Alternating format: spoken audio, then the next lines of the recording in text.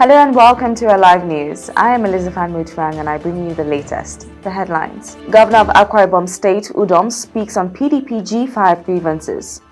Amnesty International reacts to arrest of students who accuse First Lady Aisha Buhari of feeding on masses' funds. On the foreign scene, South Korea's Yoon warns of unprecedented response to North Korea, calls on China to do more. In sports, Black Stars of Ghana bag new record after South Korea victory.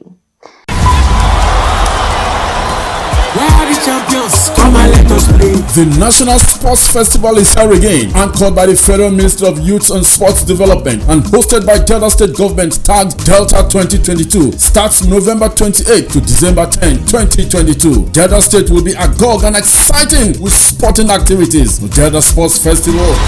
Delta 2022 is proudly sponsored by Premium Trust Bank, Bet King, Value Jet, Suzuki, Team 33 Production, Platform Petroleum Limited, Nikondi Energy Limited, Shell, Chevron, Ajib Energy Limited, Saplat Energy, Sterling Oil, and marketed by Million Sport Management Limited. For more information, please visit us at www.delta2022.com. Delta 2022, United Nigeria.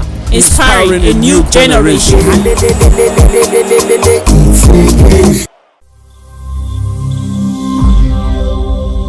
Alive TV. And now the news in detail. Former federal lawmaker Sheikh Hussaini has come out to give the real reason behind the continuous attacks on the Independent National Electoral Commission (INEC) facilities across the country. Reports state that the former lawmaker took to the microblogging platform Twitter to say the attackers of INEC facilities are seeking to sabotage the forthcoming general election.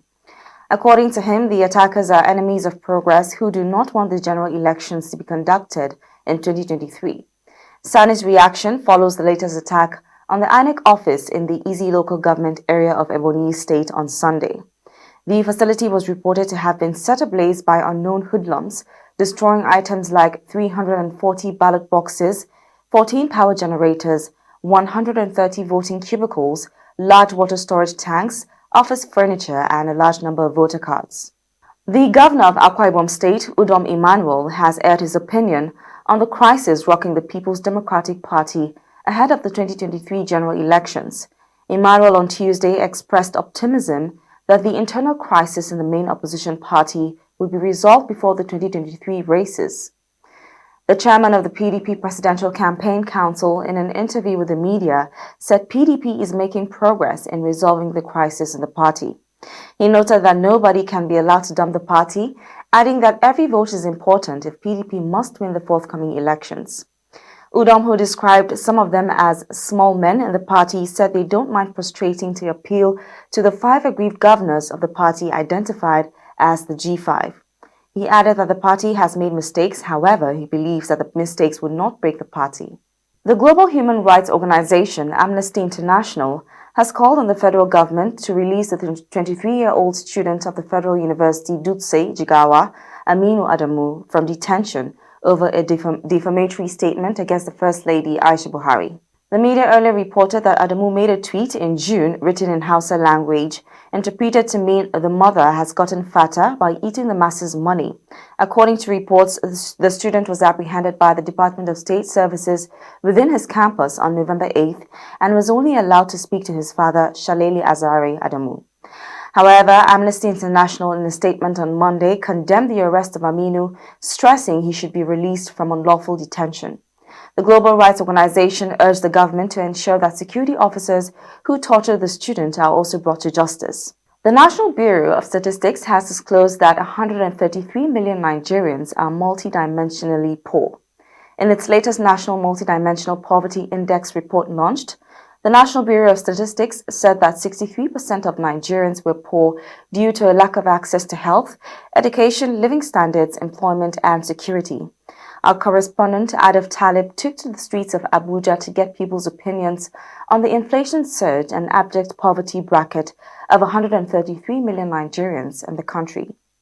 The National Bureau of Statistics released a report highlighting poverty and inequality in the country, with an astronomical estimate of 133 Nigerians living within the abject poverty bracket. This amounts to about 62% of recent data placing Nigeria's population of about 216 million. This report by the NBS is based on data from the Nigerian Living Standards Survey, NLSS, which molds the basis for measuring poverty and living standards in the country, using a wide range of socioeconomic indications, including benchmarks within the Sustainable Development Goals. It's no news that Nigeria is currently the world capital of poverty.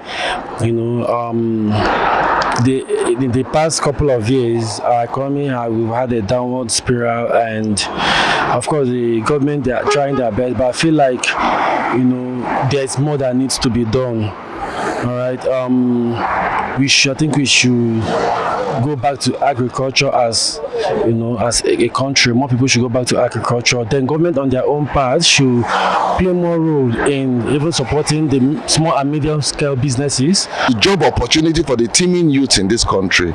We want to have job opportunities once the government can provide how do I put it, the conducive environment for people in the country to have jobs, especially our teeming youth. I think that idea of having a lot of people that cannot even feed that cannot eat even one meal for a day would be greatly reduced. The report places the southwest of the country at 19.3%, the south-south at 25.2%, the southeast at 27.4%, and the north-central at 42.6%.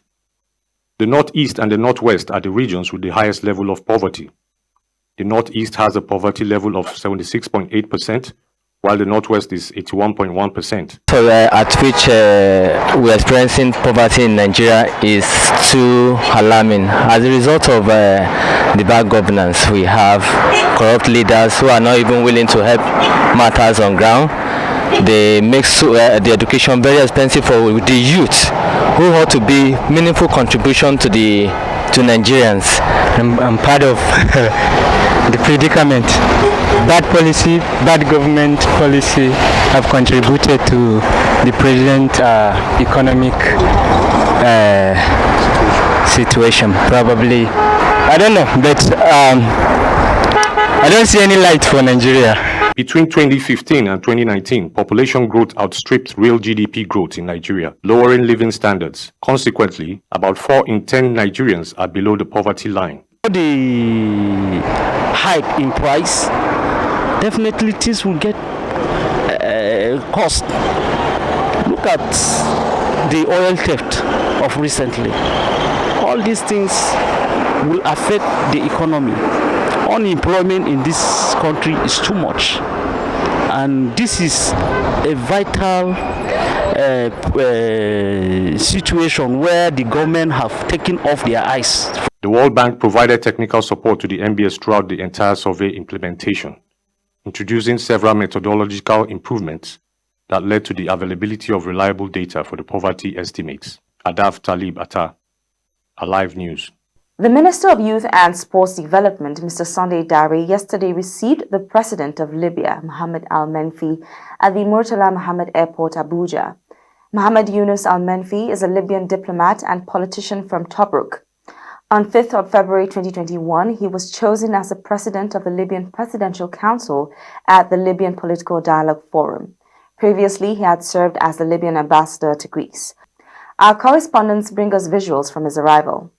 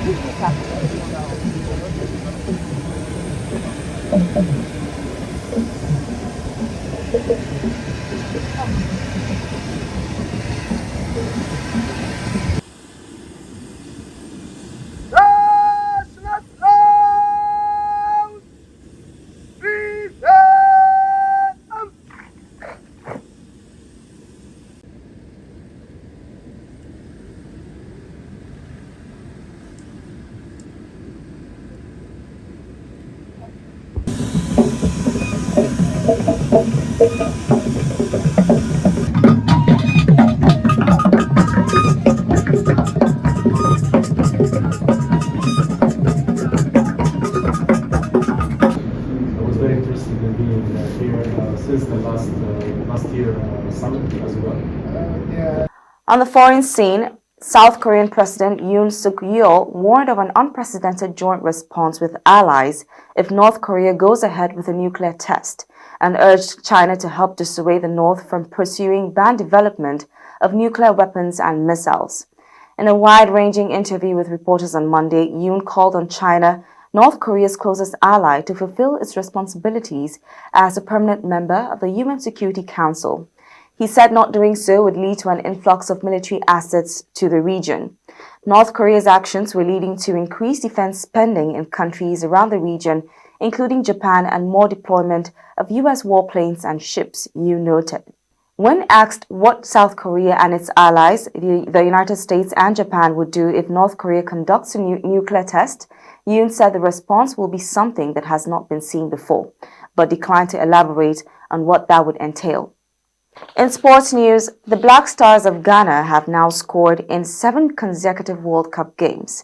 It was earlier reported that after an outstanding first-half performance against South Korea in their second group match, Ghana made history by keeping their World Cup dreams alive. After losing to Portugal on their opening day match, Otto Addo's men sought to make a statement. The West African country did that by scoring twice in the first half to lead their Asian opponent 2-0.